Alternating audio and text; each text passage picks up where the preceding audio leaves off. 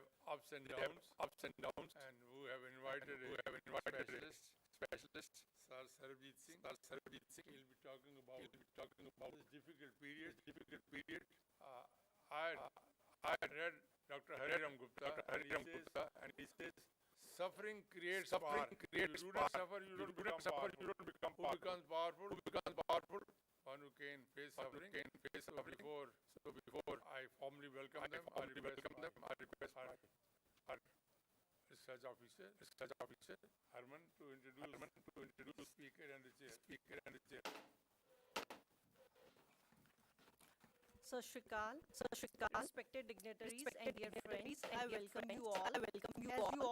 As you all know, Bhai Sadan organizes a monthly lecture series on relevant issues for Punjab and Sikhi. Last month we had a lecture by Sardar Harinder Singh on Sikhi and history, and for today's lecture on the rise of Sikhs in the turbulent 18th century, we have among us an eminent writer, playwright, Sikh historian, scholar, podcaster, Sardar Sarbpreet Singh.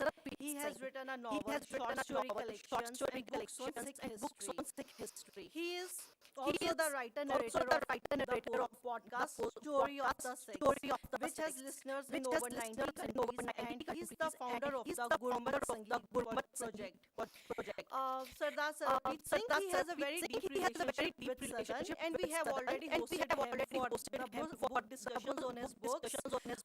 The critically acclaimed The Sufi Nightingale, and the best-selling The Camel Merchant of Philadelphia, that has stories from the court of Maharaja Ranjit Singh. And we are also very grateful for him that last month on 28th, he gave us the honor to witness him perform the Sufi Sant Shah Hussein's Kafiyan at the Sufiana Shams organized at the Bhai Veer Singh Niwas Sthan in Amritsar. His latest book, Take for Take, Cauldron, Sword and Victory, The Rise of Sikhs, is the second volume in the Story of Sikhs series. In the first volume, he told us the story of the Sikh Gurus, and in this volume, starting with the rebellion of Baba Banda Singh Bahadur, he now turns his attention to Nawab Kapoor Singh and his cohort of doughty Sikh chiefs who became the masters of Punjab. He has given us a very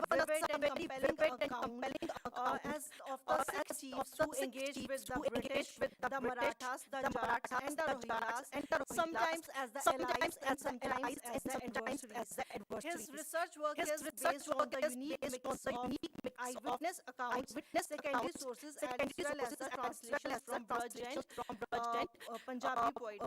Dear sir, I welcome you here. And to chair today's session, we have among us our esteemed Senior Vice President of the Executive Council of Bhai Veer Singh Sadan, Sardar G.B.S. Sidhu. He was former Secretary of Research and Analysis Wing of Government of India, and he is also the author of two books, Sikkim, Dawn of Democracy, and the Khalistan Conspiracy. I welcome you, sir, and with your permission, I would like to start the program. I invite Sardar Sarbpreet Singh to give his presentation. Thank you.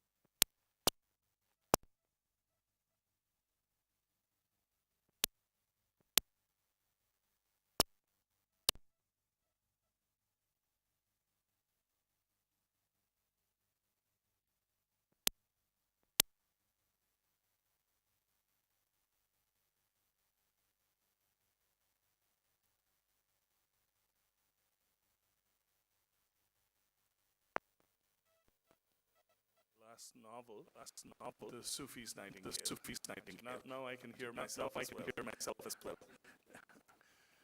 I'm delighted to see a lot of young people in the audience today. This is something that I actively try to do whenever I'm traveling. My publisher, I'm sure, would want me to go to places where books can be sold.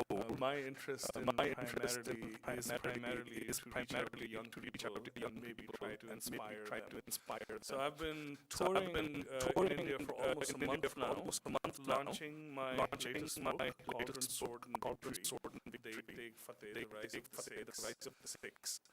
And I've made every effort to visit as many universities and colleges as I could to meet with young people, both in India as well as in Pakistan. I had the good fortune to spend about a week in Lahore before coming here, launching the Pakistani edition of the Sufi's Nightingale. I could talk about that for a long time, but that's not our subject today. Today we have gathered to talk about this very interesting period in not just Sikh history, but really the history of the Indian subcontinent, particularly the northern part of the Indian subcontinent. This is personally a very important time for me.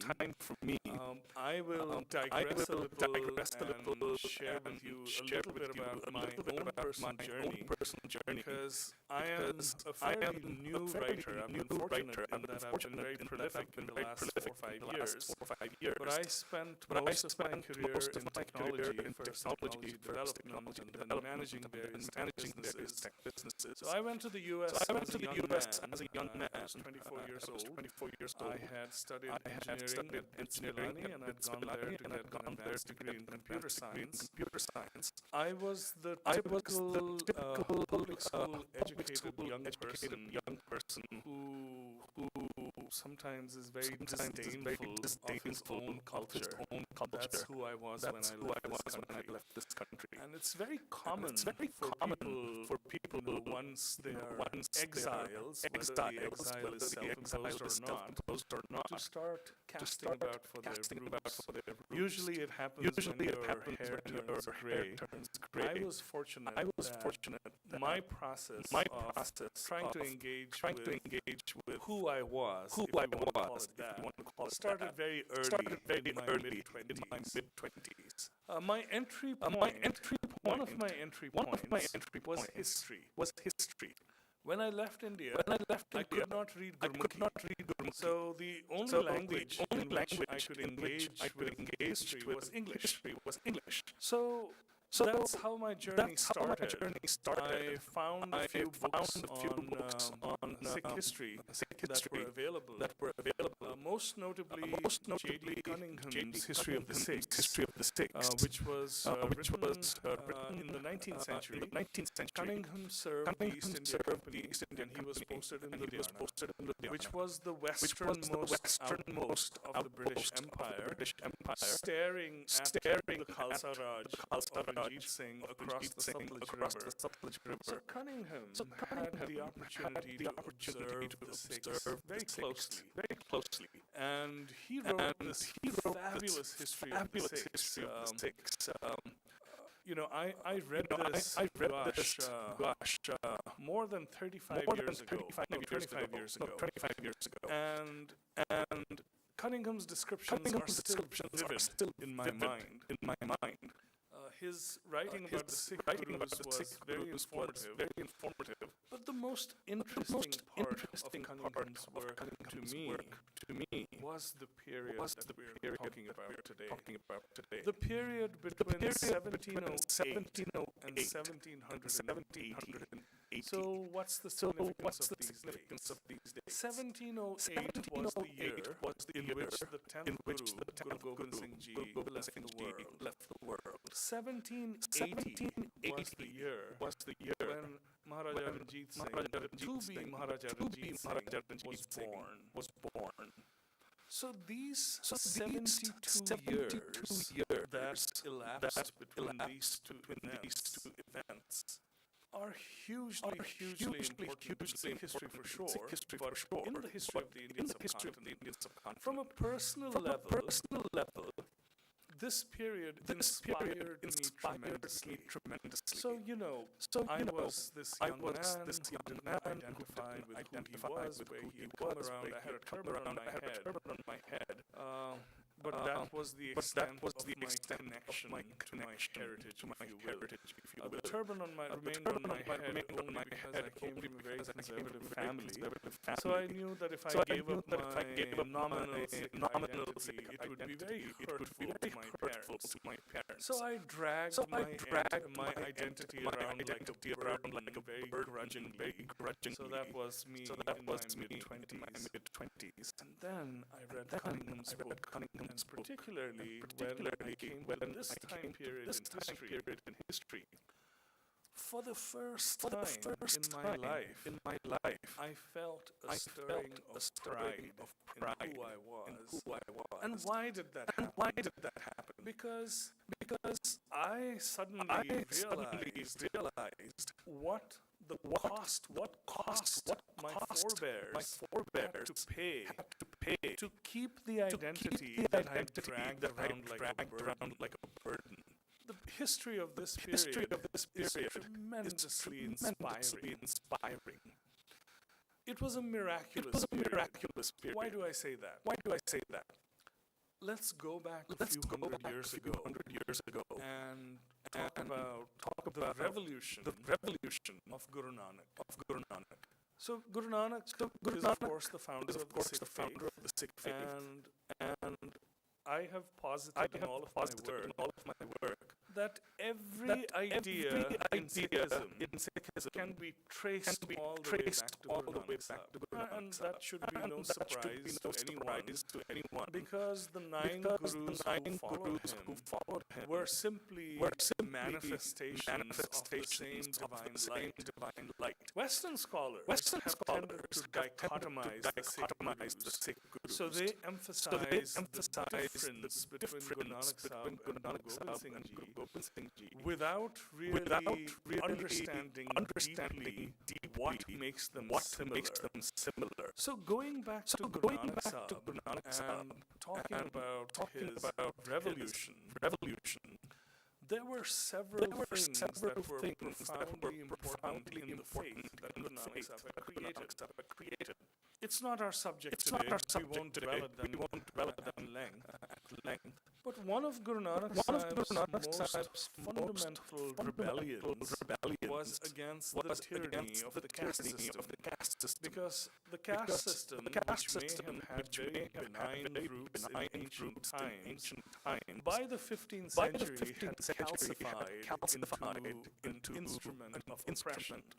So think about society like a pyramid. So the so-called high caste sat at the top, and as you went down the pyramid, the vast majority of the people were the so-called low castes, who were relentlessly oppressed by the high caste. So that was Guru Nanak Sahib's rebellion. And one of the reasons why so many turned to his path was his promise of equality between the castes, equality between the sexes, was hugely attractive to most people. But if we visualize the pyramid, where do you think most of the Sikhs came from? It's almost a rhetorical question. Now, if a new faith is promising equality, it's not likely to appeal very much to the ones who sit on the top of the pyramid. It's very logical. I mean, if you're already at the top, why would you care about equality? There would be a few enlightened people, but in the most part, a lot of the followers of Guru Nanak came from the so-called lower caste society. Many of them had been relentlessly oppressed for millennia because society absolutely sanctioned that discrimination. 1708. The Panth has existed for some time. There's a body of Sikhs who draw great inspiration from their guru. The guru is a human. There have been 10 of them. They have been reassuring figures who lead the Panth or the community. So for the first time, the Khalsa Panth, the Sikh Panth, has some measure of confidence, recognition. They are a distinct community based on ideals, presided over by a succession of gurus. And now all of a sudden, Guru is gone. So the Guru is clear, is on his deathbed. He's about to leave the world. Can you imagine the kind of consternation Sikhs must have felt at that time as the end of Guru Gobind Singh Ji approached? Inevitably, the question was asked, who is going to lead us now? And the Guru said something which people didn't even understand perhaps at that time. A lot of this is documented, by the way, in the writings of one of Guru Gobind Singh Ji's beloved court poets, by Nandalal Goya, who is considered to be one of the finest scholars of Persian that the subcontinent has ever known. His writings in Persian have often been compared to Hafiz. That's the level of poetry that he wrote. So Bhai Nandalal records Guru Gobind Singh Ji's last wishes when he says to them two important things. One, he says, the scripture of the Sri Guru Granth Sahib, which was first created by the fifth Guru Arjan, and which was extended by Guru Gobind Singh Ji when he added the writings of his own father, Sri Guru Tegh Bahadur Sahib. And also, this is common knowledge, I'm sure all of you know this, the scripture also contains the writings of Muslim Peers and Hindu Bhagats, whose ideology and writings matched with that of the Guru. So there's this very eclectic scripture which has been prepared. So the Guru says, there will be no more human gurus after me. Your Guru, from a spiritual perspective, will be the Guru Granth Sahib. So people understood it. I'm sure there must have still been a lot of consternation. But then by then, the Guru just didn't have spiritual power. The Guru had another kind of temporal power, which was manifested in the Guru's armies, the Guru's weapons, all the warriors who had flocked to the Guru's standard from the time of Guru Hargobind. So who was going to lead the Sikh Panth? There, Guru Gobind Singh Ji gave them instructions which were also revolutionary. He said, I turn my temporal power to all of you. I give it back to you. So he gave his temporal power to the Sikh Panth, which was to have huge implications in the time period that we're talking about. So let's ponder that for a second. Was this something revolutionary? Yes and no. It seemed revolutionary, but I talked about the fact that everything in Sikhi can be traced all the way back to Guru Nanak.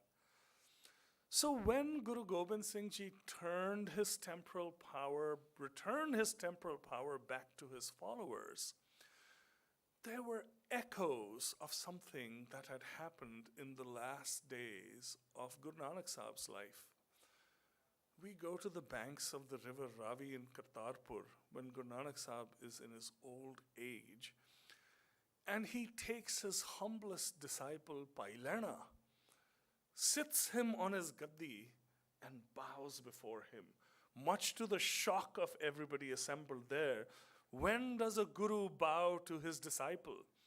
So Guru Nanak Sahib established a fundamental principle that day. And Guru Gobind Singh Ji's returning power back to the Khalsa Panth was no different from that. But there were practical questions.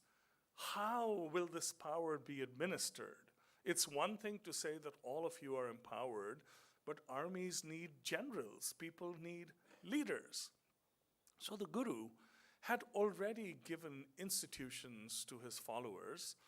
One of the most significant ones was given on Vaisakhi of 1699. There's this very colorful story about the creation of the Khalsa that we don't have time to get into today. But during that ceremony, the institution of the Panj Pyare was created.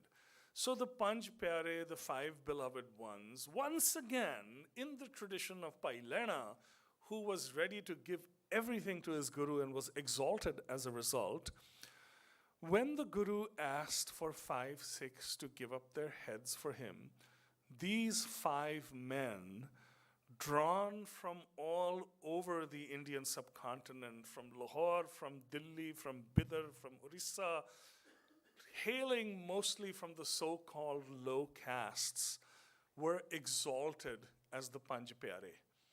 And the Panj Pyare became a powerful institution for the administering of the Khalsa Panth, because whenever the Panth subsequently needed to make decisions, the Panj Pyare would be an important instrument for making those decisions.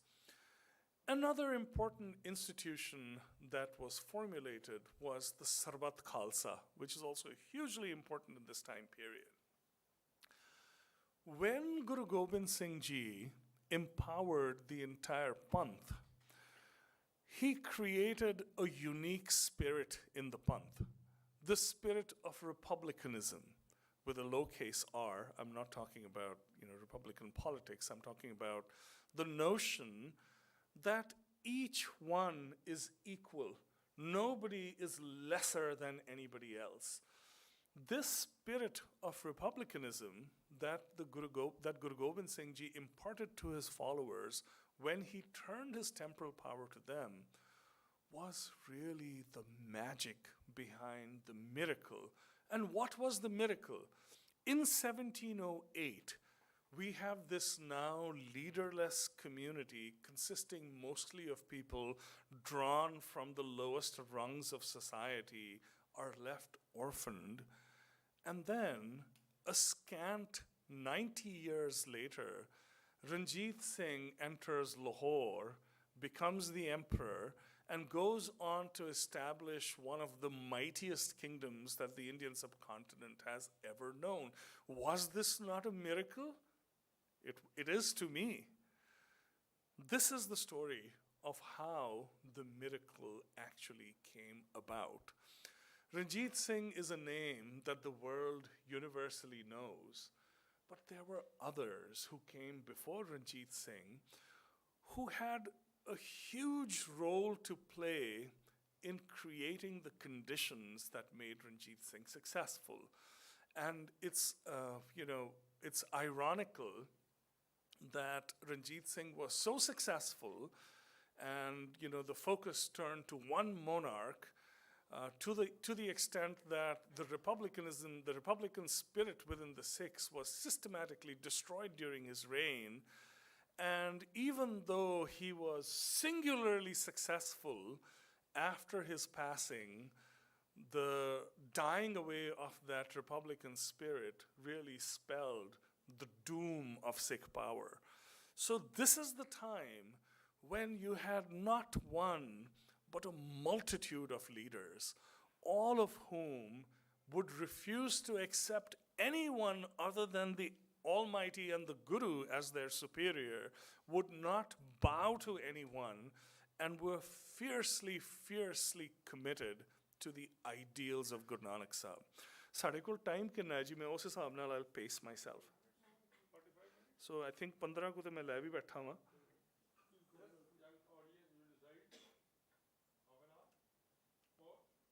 Okay, I'll keep going. When you get bored, you can start yawning, and I'll start winding down.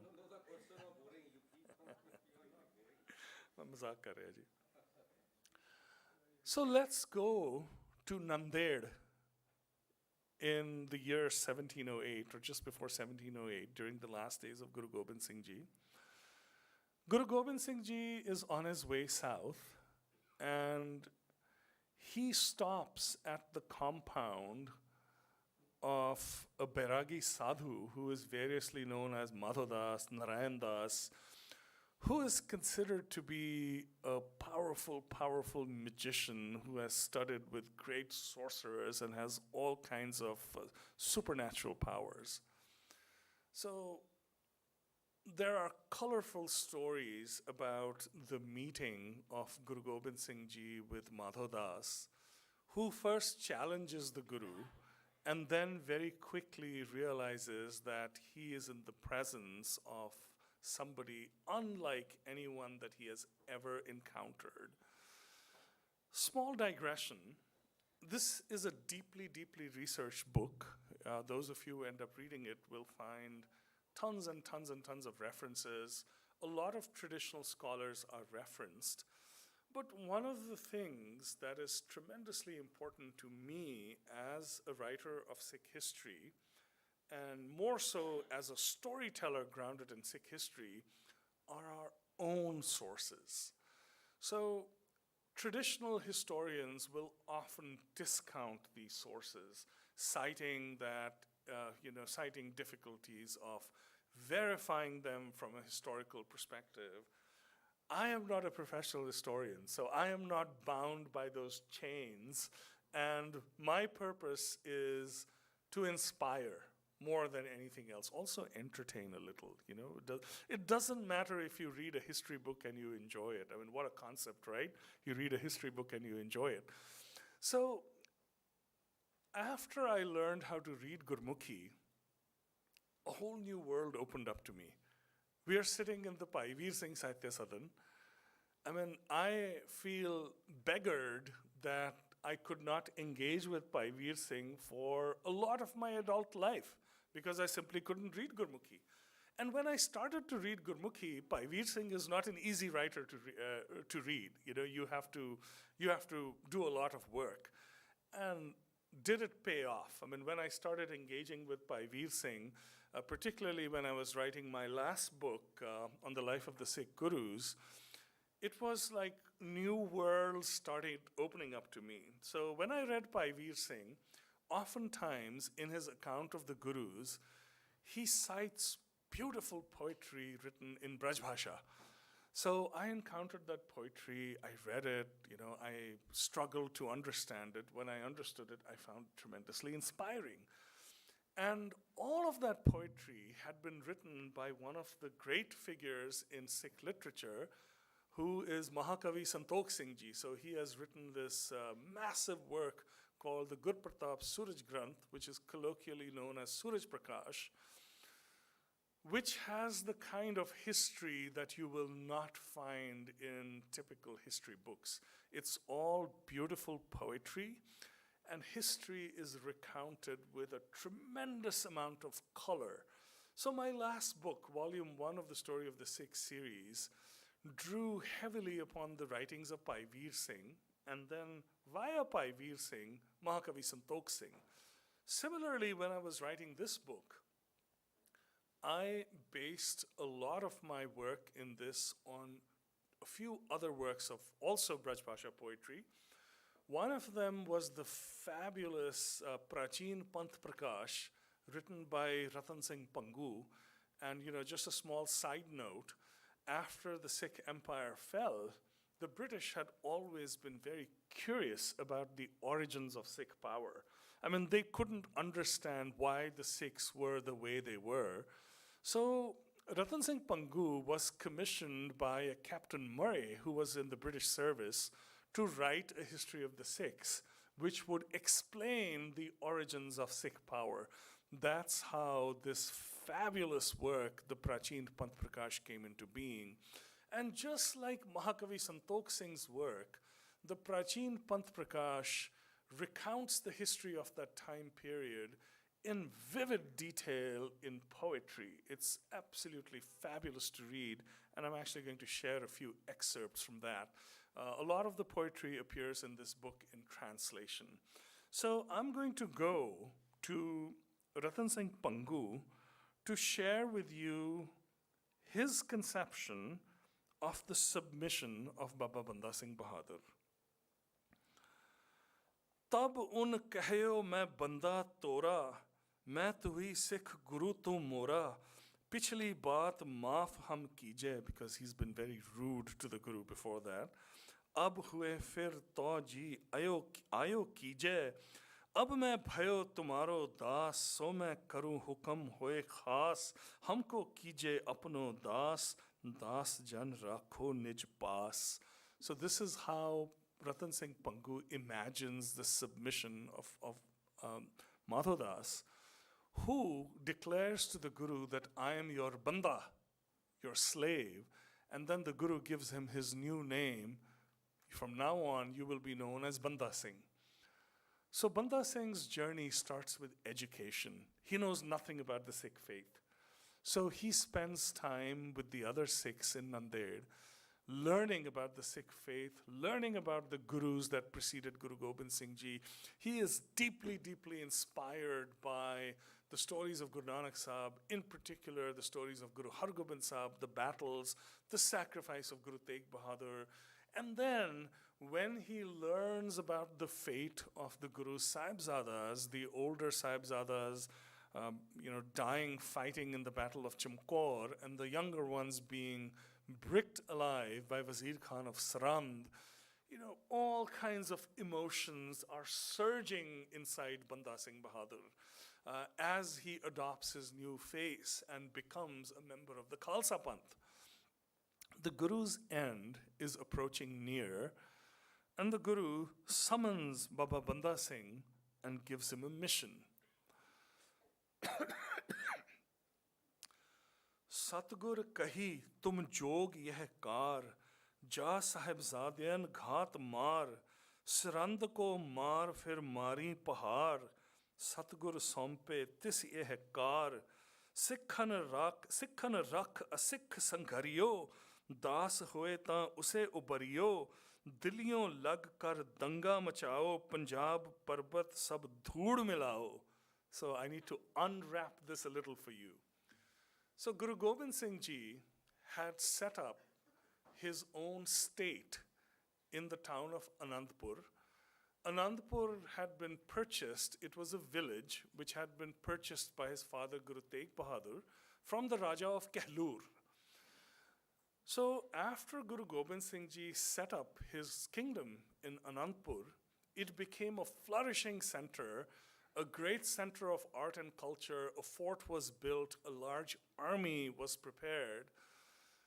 Anandpur Sahib was ringed by 7 kingdoms, hill kingdoms, who were ruled by the so-called hill Rajas, the closest one being Kehlur, whose Raja Bhim Chand, Guru Sahib had already fought against in his first battle, the Battle of Pangani. So these 7 hill kingdoms that surrounded the Guru were ruled by powerful kings whose families had been ruling for 800, 900 years. So these were the blue bloods of the blue bloods. Some of them traced their ancestry to the sun, some of them traced their ancestry to the moon. Powerful, haughty, hugely entitled. And now all of a sudden among them, there is this new powerful figure who has an army. When he marches, his followers have the temerity to beat the Nagara, a big war drum. Intense jealousy ensues because they see Guru Gobind Singh as an upstart. The Sikhs are dismissed. His father to them was a humble fakir.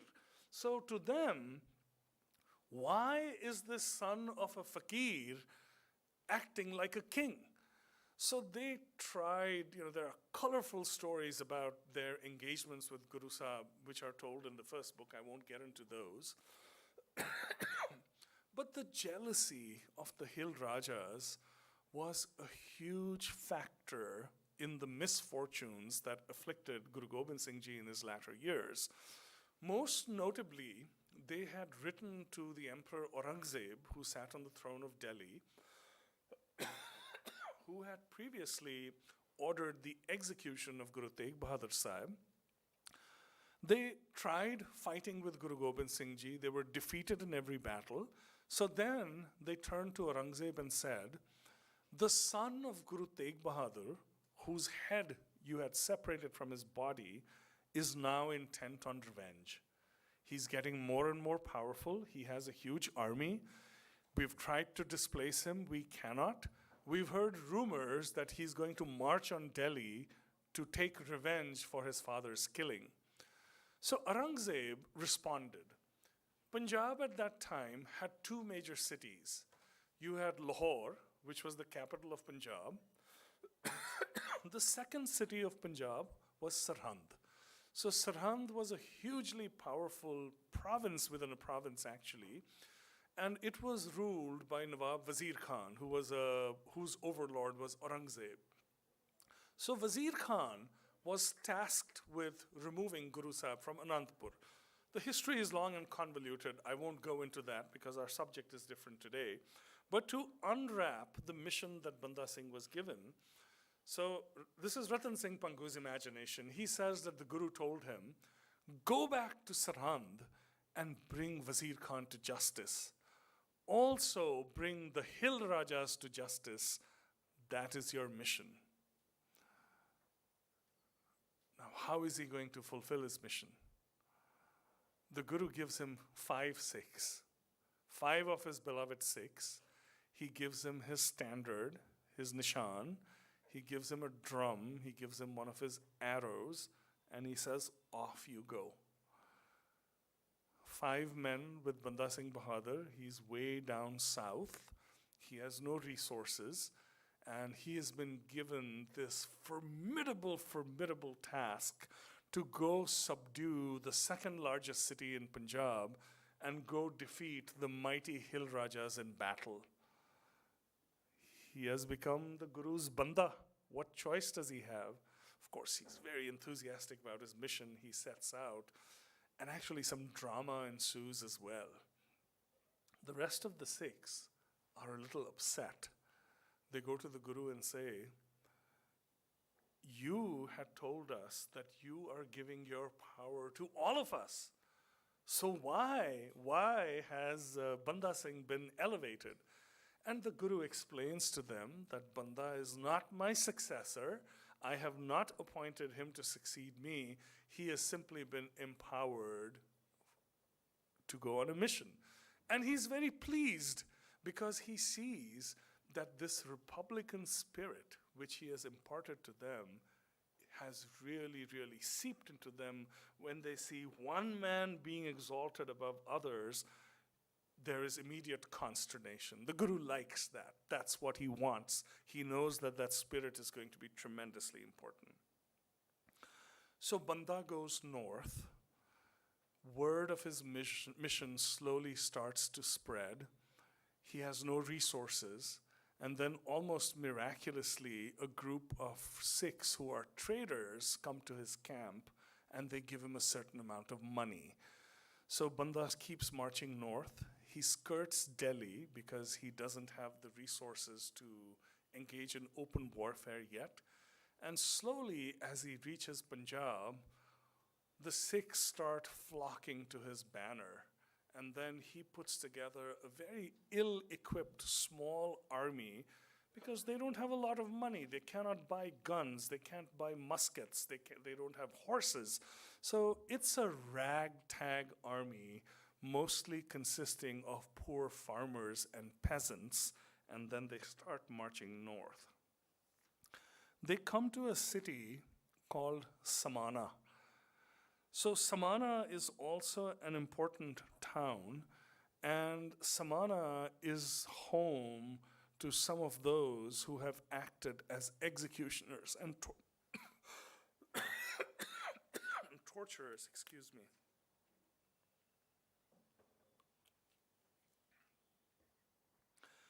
Leo mar jab shahar samano, tab turkan sir kehr bihano, bin bodhi jo singan payo, tumbad jimtin sees udayo. So Banda and his soldiers descend on Samana, and this is Ratan Singh Pangu's imagination. He says that all the Muslims were put to death.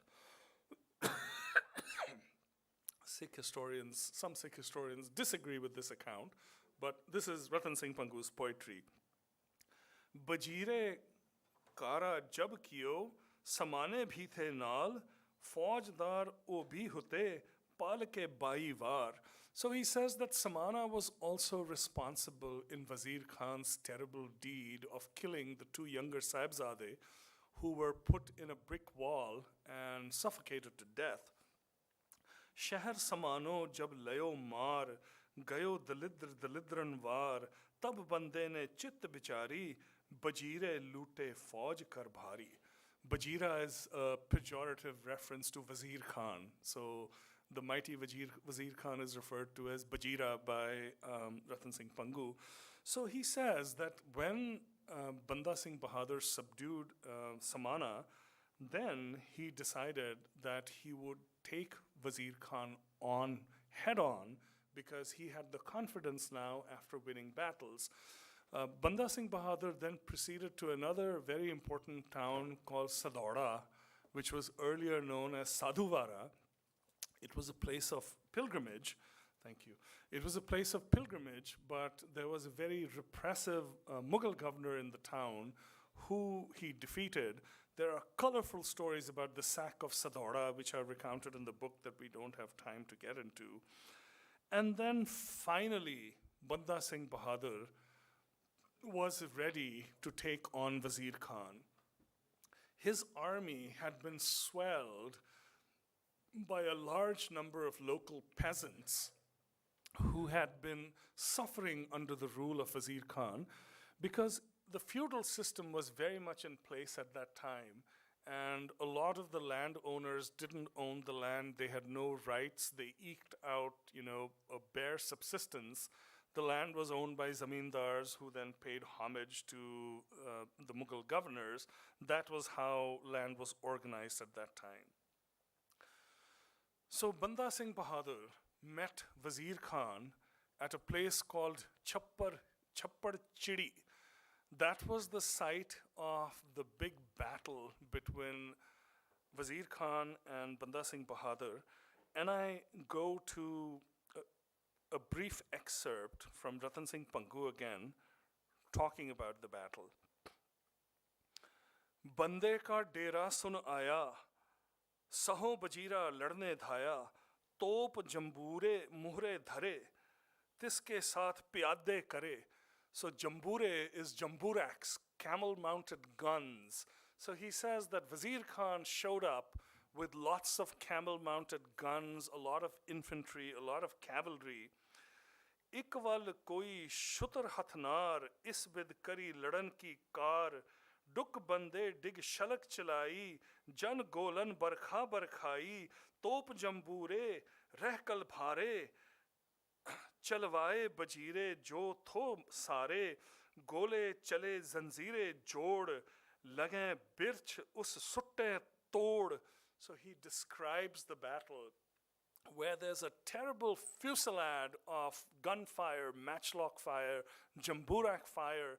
Wazir Khan has cannons, so the cannonballs are tied to each other with chains. So when these cannonballs with chains are shot at Banda Singh Bahadur's troops, they decimate the troops, they even uproot trees. So this is his very, very colorful depiction of the battle. Goli barse jaise mein hai, khade behan kis pain na deh, dhua uthi bhai din te raat, घोड़े पग बहुत धूड़ उड़ात, जन कर लही हनेरी रात, तोड़े चमक टिटाने वात, धुआं धार उठ हो गई घटा, दमकत प्याले जन बिज छटा. So he describes this fearful scene where night has turned into day, the horses' hoofs have raised a huge cloud of dust, the bullets being fired from guns, the guns fired look like glowworms in the day has almost turned to night. So he paints this beautiful, beautiful picture, very poetic picture of the battle. And against all odds, Banda Singh Bahadur prevails. And he is able to defeat Wazir Khan, kill him in battle. The city resists for several days. Finally, Banda Singh Bahadur is able to breach the walls of Sarand, and he marches into Sarand triumphantly. Ratan Singh Pangu's account talks about terrible slaughter that occurred in Sarand when Banda Singh and his army entered.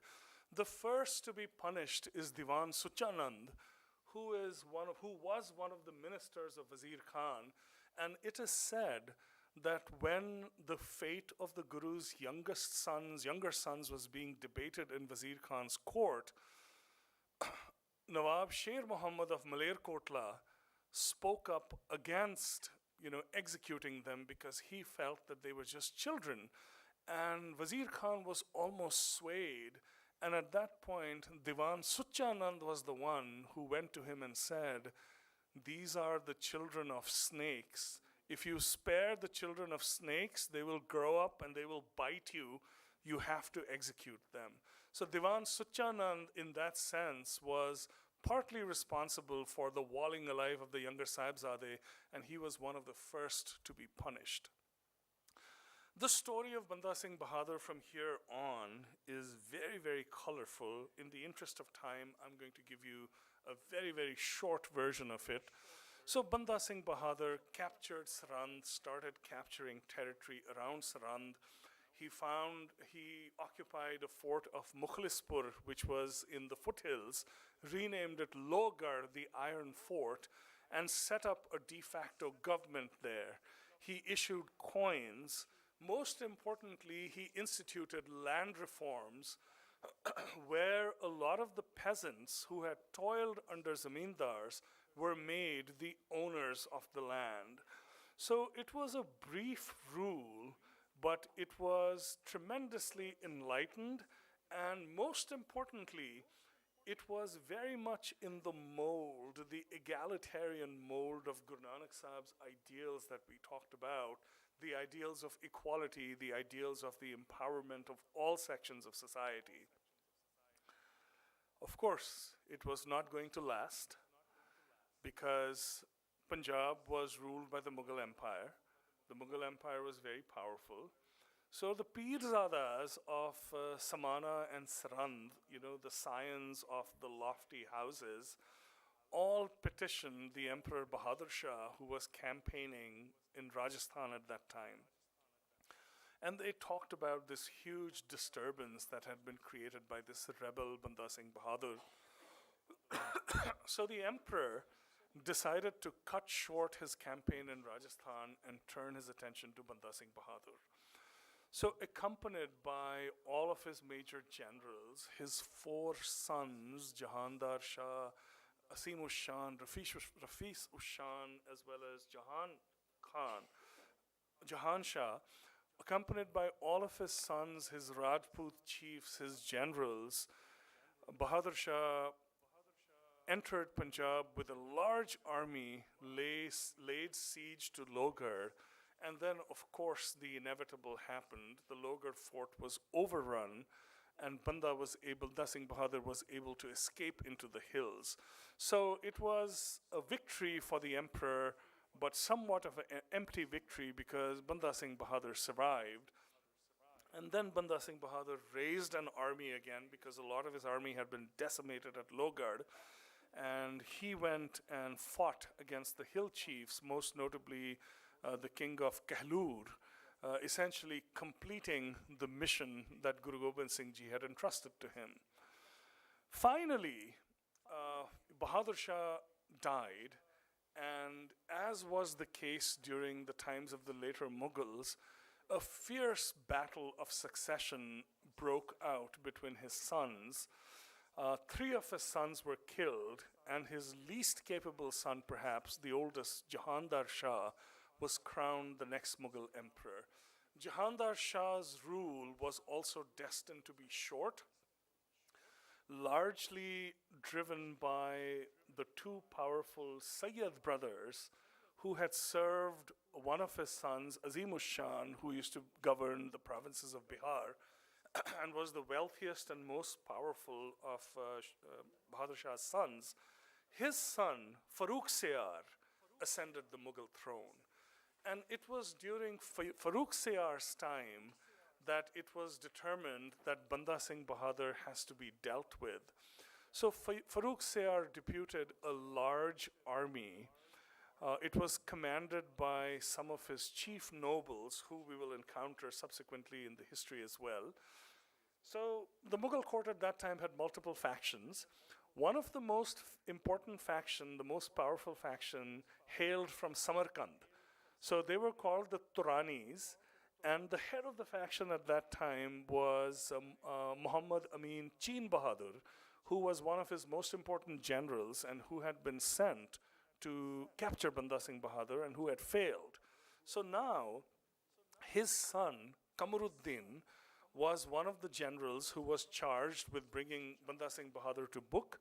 And then there were two other Turanis, Abdus Samad Khan, who was related to Kamaruddin Khan, and Abdus Samad Khan's son, Zakaria Khan, who was also going to become an important figure in Punjab in the years that followed.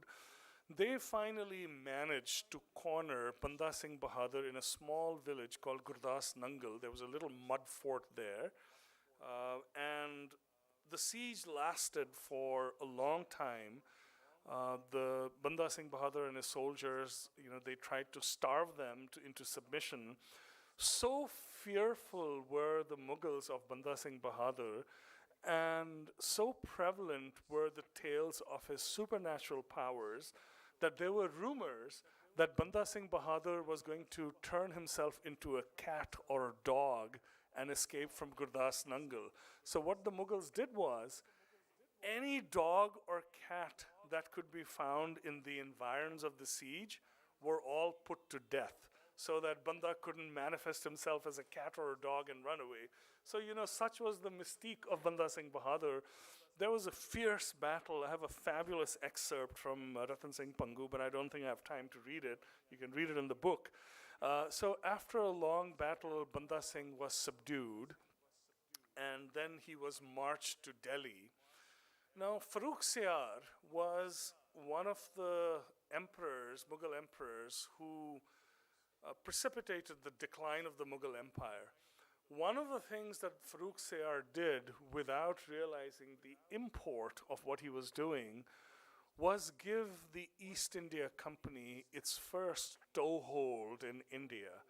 So the East India Company had established a small encampment in Bengal, and its ambassadors, they were known as the Sermon Embassy, were present in Delhi when Banda Singh Bahadur was brought there in chains.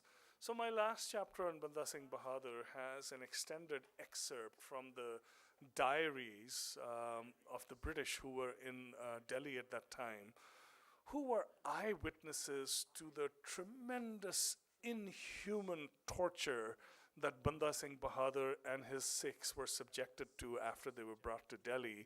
I mean, it really, it's heart-rending is the only way to describe it. Abdus Samad Khan, for his role in subduing Banda Singh Bahadur, was awarded the plum governorship of Lahore. So Abdus Samad Khan became the Subedar of Lahore. And Farooq Siyar and Abdus Samad Khan decided that the rebel Sikhs should not be given any breathing room because Banda's rebellion had just ended. So a huge measure, a huge set of repressive measures were put in place by Abdus Samad Khan in Punjab. Several important things happened at that time. So Abdus Samad Khan passed away, and his son Zakaria Khan became the next Subedar of Punjab.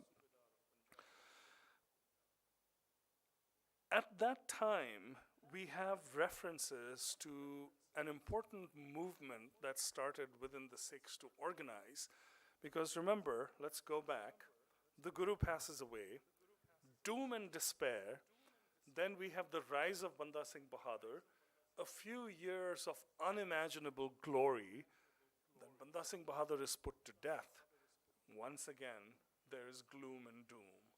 And once again, you have really oppressive and repressive measures that are put in place first by Abdus Samad Khan and then by his son Zakaria Khan, Farooq Siyar is deposed by the Abdullah brothers, the very courtiers who had exalted him, and a couple of insignificant Mughal emperors follow, who both die in quick succession, all from the family of Bahadur Shah. And then finally, Roshan Akhtar, who is the son of Jahan Shah, the youngest son of Bahadur Shah, is now appointed the new Mughal emperor by the Abdullah brothers. He takes on the title of Muhammad Shah. So Muhammad Shah now ascends to the Mughal throne. He is going to have a long reign, but it's going to be a reign that spells the true devastation and doom of the Mughal Empire. We'll talk about Muhammad Shah some more.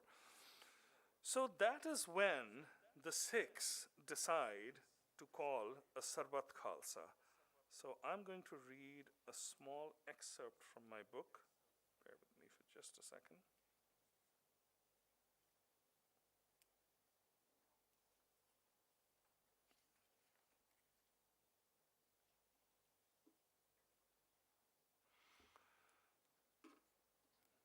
In his work, Sketches of the Sikhs, John Malcolm, who traveled in Punjab in the 18th century, describes a Sarbat Khalsa that he witnessed. When the chiefs and principal leaders are seated, the Ad Granth and the Dasam Padshah Ka Granth are placed before them. They all bend their hands. So this is an eyewitness account of John Malcolm, who traveled through Punjab at that time. They all bend their heads before these scriptures and exclaim, Vaheguru Ji Ka Khalsa, Vaheguru Ji Ki Fateh. A great quantity of cakes made of wheat, butter, and sugar, he's talking about Kada Prasad here, are placed before the volumes of their sacred writings and covered with a cloth.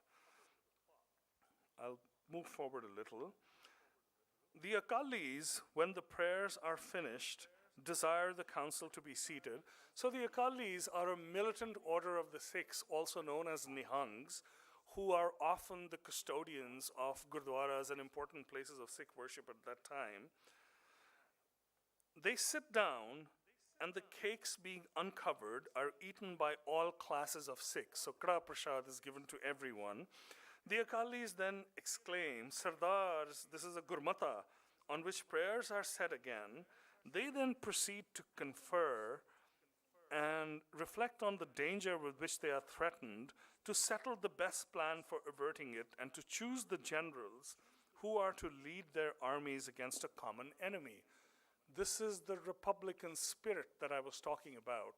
A large gathering is called, everyone is equal, there is vigorous debate, and after that debate, the consensus decision that is reached is called the Gurmata, which literally means the will of the Guru. So,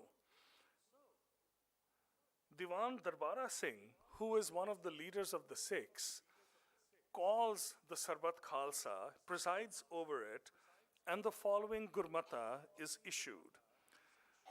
The administration of Zakaria Khan would not be allowed to fill its treasury by collecting revenues from surrounding areas, which would be seized by the Khalsa. Imperial armories would be raided in order to acquire arms for the Khalsa. Imperial stables would be attacked to ensure that a cavalry could be raised. Those who sympathized with the administration and collaborated with it would be punished. Open rebellion is now declared by the Sikhs under the command of Diwan Darbara Singh. And then in the months that follow, Sikhs continue to raid with impunity wherever the Mughals are collecting tax, because tax is often collected in kind. So the Sikhs plunder them and distribute the wealth. A tenth they save for, giving back to the Panth for the common good. The rest they distribute equally amongst themselves. So there is heavy plundering of government resources, which causes tremendous consternation among the Mughals. Zakaria Khan unleashes tremendously repressive measures, puts a price on every Sikh's head, every Sikh becomes an outlaw, and it is decreed that if somebody brings in the body of a Sikh dead or alive, they would be given a reward. Under those conditions, the Sikhs still persist, and Zakaria Khan is absolutely at his wit's end. He doesn't know what to do. He decides to take a different approach. He petitions the Mughal Emperor Muhammad Shah Rangile and says that why don't we confer a jagir or a land grant upon the Sikhs? Let's give them a stake in society so that they don't resort to plundering. Let's co-opt them rather than fighting them. Did several of you, or did any of you watch a movie called Mastane that came out a couple of years ago? Nobody?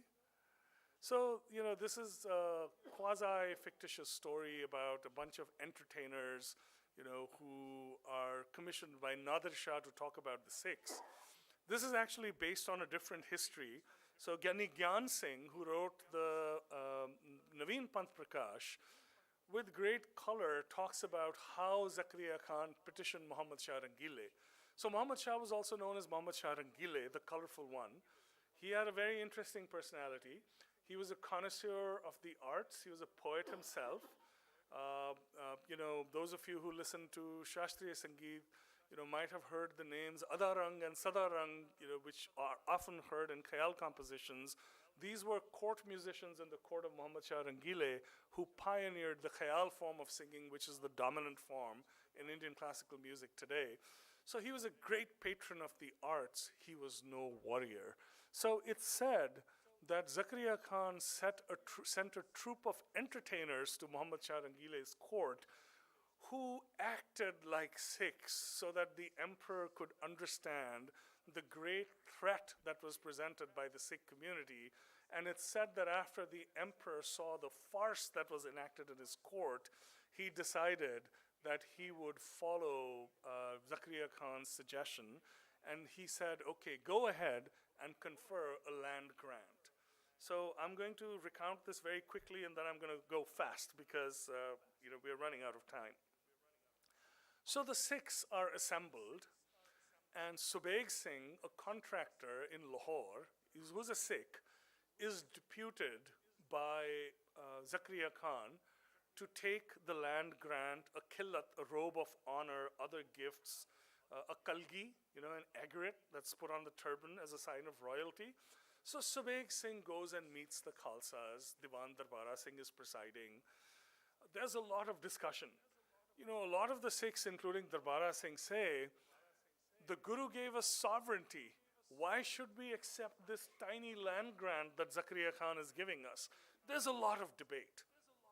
And then finally, some of the Sikhs feel that a truce with Zakaria Khan would be a good idea, because one of the biggest difficulties for the Sikhs was that they could not visit the Sri Harmandir Sahib, because Zakaria Khan knew that Sikhs would come there, he would post guards there, Sikhs would be killed. So they figured that it might be judicious to accept the land grant, accept a truce, regroup, and get access to their shrines. So it was decided by the council that we will accept the grant. Now the question was, who was going to be the Nawab? Because Zakaria Khan had offered a Nawabi to one of the Sikhs. So again, there's a big debate. And a lot of the Sikhs say, Diwan Darbara Singh should be the Nawab. Diwan Darbara Singh says, no, I'm old, my time is limited, it should be a younger person. So there is a young person there in the assembly who is fanning everyone. His name is Kapoor Singh. So there's a lot of discussion, and one of the Sikhs present says that the one who serves, the one who is truly committed to serving, should become the next Nawab. And all eyes turn to Kapoor Singh because he's a young man of exceptional ability, very humble, always serving. And there's a story, probably apocryphal, which says that when the Sikhs approached Kapoor Singh and said, we want you to be our Nawab, Kapoor Singh very reluctantly agreed, but he said, I have one more duty. So his job was to sweep the horse stables and clean horse shit out of the horse stables. So Kapoor Singh says, I will accept the Nawabi only if my job will not be taken away from me. So his humility was very, very genuine. And over the next decades, Kapoor Singh was the legendary figure who marshaled the resources of the Sikh Panth. The truce with Zakaria Khan didn't last very long. It was broken by Zakaria Khan. The repressive measures came back. And recognizing that the Sikhs had to be better organized, Kapoor Singh did several visionary things.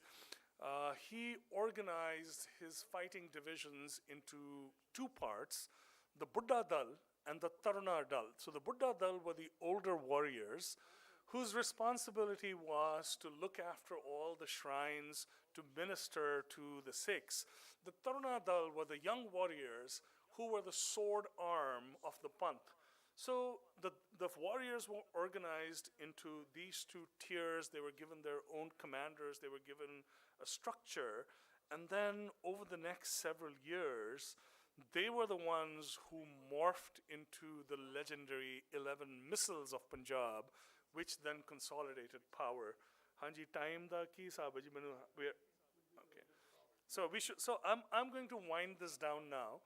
This is just a small taste of that time in which, I would say that the character of the Sikhs as we understand it today was forged in the crucible that was the 18th century. It was a time of great tribulations. The sufferings of the Sikhs have to be are almost unbelievable because many, many years of repression were going to follow. Shortly afterwards, Nadir Shah of Persia attacked Hindustan and broke the back of the Mughal Empire. He was harried by the Sikhs on his way back. And then when he was assassinated, one of his lieutenants, an Afghan named Ahmad Shah Abdali, took a lot of the treasure that Nadir Shah had looted from Hindustan and set up his own kingdom in Afghanistan. Ahmad Shah Abdali was to attack Punjab 8 times, by some accounts 9 times during his lifetime. The only ones who would offer any resistance to them would be the Sikhs, and they paid a heavy, heavy price for that resistance. During one military action, Ahmad Shah Abdali, it is said, decimated close to 30 to 40% of the Sikh Panth in one fell swoop in a massacre which is remembered today as the Vadda Kalukara or the Great Holocaust. The Sikhs, however, persisted, and by the time Abdali had passed away and Punjab had descended into absolute chaos, because the Mughal government had been further weakened under the successive Mughal emperors who followed Muhammad Shah Rangile. So by 1780, going through this ordeal by fire, the Sikhs had become the de facto rulers of the Punjab, ruling even the kingdom of Lahore. 3 Sikh Sardars, Sobha Singh Kanhaiya, Lehna Singh Pangi, and Gujjar Singh Pangi, after another Sarbat Khalsa, decided to occupy Lahore. So history could have been very, very different because the last Mughal emperor in this time period was the very weak Shah Alam, who was the son of the previous emperor Alamgir II. Shah Alam had been casting about for a protector who would guarantee his throne because Mughal power was completely gone, and the Mughal throne, to the extent that it was even a throne, was propped up by various interests. So it is said that Jassa Singh Ahluwalia, who was one of the proteges of Nawab Kapoor Singh, wrote to Shah Alam saying that the Sikhs would become the guarantors of Mughal power, and Shah Alam was amenable. And Shah Alam wrote back to Jassa Singh Ahluwalia saying, if you Sikhs were to present a united front, I would be delighted to take you up on your offer. But you know, that same Republican spirit that was the biggest strength of the Sikhs at this time also turned out to be their undoing, because no Sikh Sardar was ready to defer to any other Sikh Sardar. So the net result was that the Sikhs actually occupied Delhi. Tees Hazari in Delhi is the place where 30,000 Sikhs under the command of Baghel Singh camped.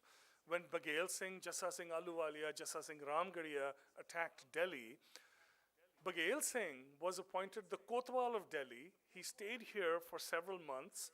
He was allowed to collect 40% of the octroi of Delhi to fund his resources.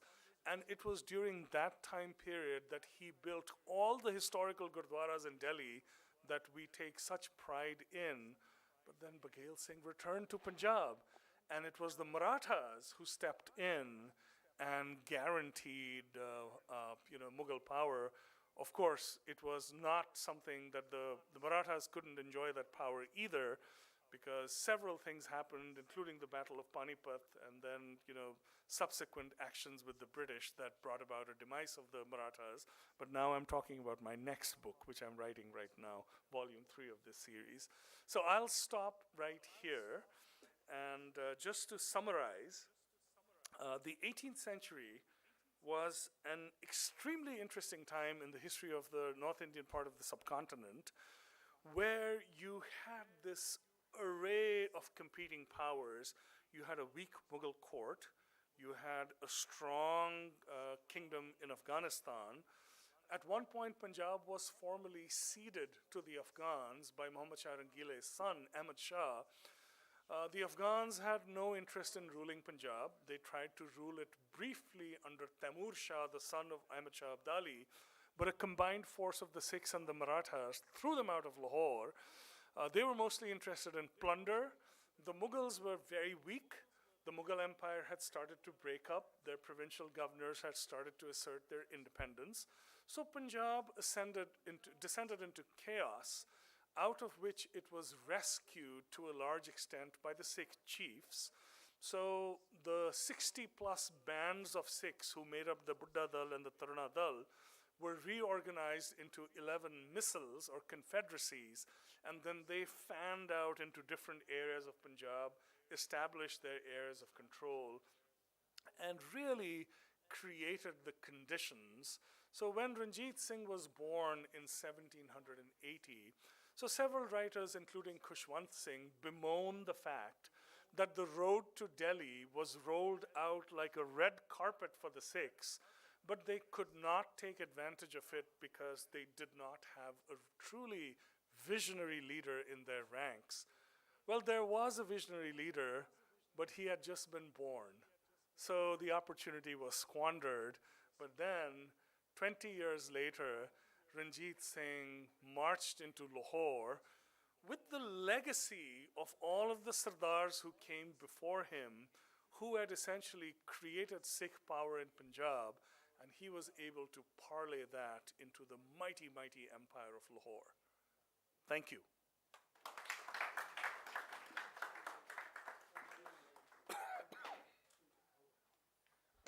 Thank you very much, sir. Now I would like to invite the chair to give his presiding remarks.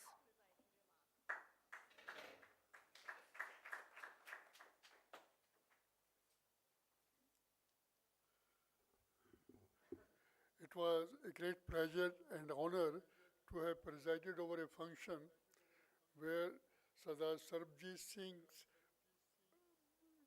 an eminent historian and broadcaster, commentator, was to speak. Actually, the way I was chosen by Dr. Mahendra Singh to preside over the function was that about 62 years I was a lecturer in history of President College, and about 60 years ago I joined IPS. And after that I had no at all touch with the Punjab history at all. Actually, I learned and I noted quite a few things here which I could recollect at that time. Dr. Sardar Sarbpreet Singh has mentioned about Cunningham's book. I remember having read it 64 years ago, the same book, And good thing about that book is that wherever he writes about the history part, he also writes the connotations, what is the source of information of that particular part also. And I have lived in Sarhand for 3-4 years. All these things, my father was Tahsildar there. And I have seen those places which were destroyed by Banda Singh Bahadur. And also I have seen a mosque which was not touched. As a part of the Sikh convention, they had not touched any religious place of the Muslim. Although the whole town of Sarhand was demolished. I have seen that place also. Again, I spent 3 years in Malerkotla also. I was studying there at that time. And this Sher Muhammad, who was the Nawab of Malerkotla, who objected to the breaking alive of the 2 young Sahibzadas, people still remember, and they have never forgotten that gesture. During the partition, whenever a Muslim was chased by the Hindus and Sikhs, if his one step had entered the Malerkotla boundary, he was not chased at all. But the same Sher Muhammad was killed along with Wazir Khan in the Battle of Chiri, because that was a fight. And that was. Then I again remember Banda Singh Bahadur issuing a coin, Dego Tego Fateh, wa Nasruto Bedarang, Yaft Aznana Guru Gobind Singh. So that period of 18th century, which Dr. Sarbpreet Singh has covered, I think this is a period of conflict between 3 forces, the emerging Sikhs and the powerful Afghans and the declining Mughal Empire. All these 3 phases are distinct actually, and the culmination of that phase was, as Dr. Sarbpreet Singh has mentioned, about the Baghel Singhs and Jassa Singh Ahluwalia, Jassa Singh Ramgarhia attacking Delhi and capturing Delhi for 2-3 days they were there. And ultimately they did not have any plan of establishing an empire here. They returned because they wanted to celebrate Diwali or whatever it is. So I don't have much to add to that, and I wish all the best to Dr. Sarbpreet Singh for his next book. It will be much more informative. Thanks a lot. Thank you.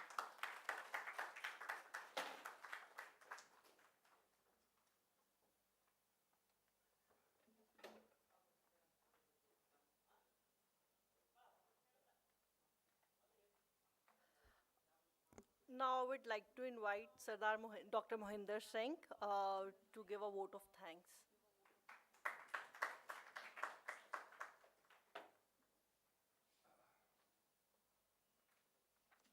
Well, first of all, to the young friends,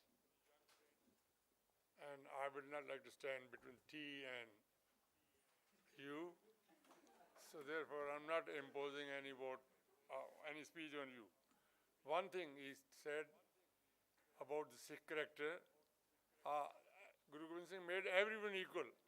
So it's difficult to decide who is the leader. Everyone is a leader. And when he was talking about Red Fort, I noticed the date, 11th March 1782. There's a historian called Dr. Hiram Gupta, my senior friend. Triptabai is sitting here. She is a medieval expert, medieval history expert. Now, at one stage, Jassa Singh Ahluwalia sat on the Mughal throne. After 2 days, Jassa Singh Ramgarhia, another Sikh, came with 20,000 soldiers. He says, Sikhs have no tradition of becoming Padshah. The people started calling him Singh Padshah, King, Badshah. He says, no, Susre tenu ki pata, Sikhs se Badshah hunda hi nahi. Talwara chalaiyan, oh chhad ke chala gaya. So what happened? If you have gone to Golden Temple, Jassa Singh Ramgarhia removed that stone where king used to sit, tied it with the chains, and through elephants, dragged it to the Golden Temple. He says, Badshah, tera takhat, sade darbar sab to neema hoega. If you go to Golden Temple, not many people know about this. On the left side is Ramgarhia Bunga. On the Langar entry side, this Lal Killa is at the feet down below the Golden Temple. That is what they wanted to prove. But they left. And I'm reminded of slogan which a gentleman from Delhi, Jagdev Singh Bakshi, used to write on the boundary walls of Bangla Sahib. And that is, Je Sikh nu Sikh na mare, te Qom kade na hare. Why Sikhs are defeated? Because they fight with themselves. That is the Khalsa spirit. They don't, and that is what is happening in Punjab. I mean, who are fighting with their own people, Khalistan, no Khalistan, who don't want Khalistan, but who don't condemn either. So I think Sikh spirit of egalitarianism is a positive thing, but then as Sarbpreet Singh told us, they were very wise people. They'll close the doors, debate, fight, and finally come out with agreed solution called Gurmat. It's Guru's order. That is what we need to learn. And my again thanks to Sir Sarbpreet Singh, who gave us a brilliant lecture, and to our senior vice presidents, Sir G.B.S. Sidhu. I couldn't think of anyone, and I couldn't maybe. Tripta Bhai was there. I wish I had known that she was coming. So I thank both of you and also young friends and these young sort of friends here and there. I don't know whether you have been forced to come and listen to the lecture or you are come on your own. So I think you will enjoy, and please join us for a cup of tea. Thank you very much.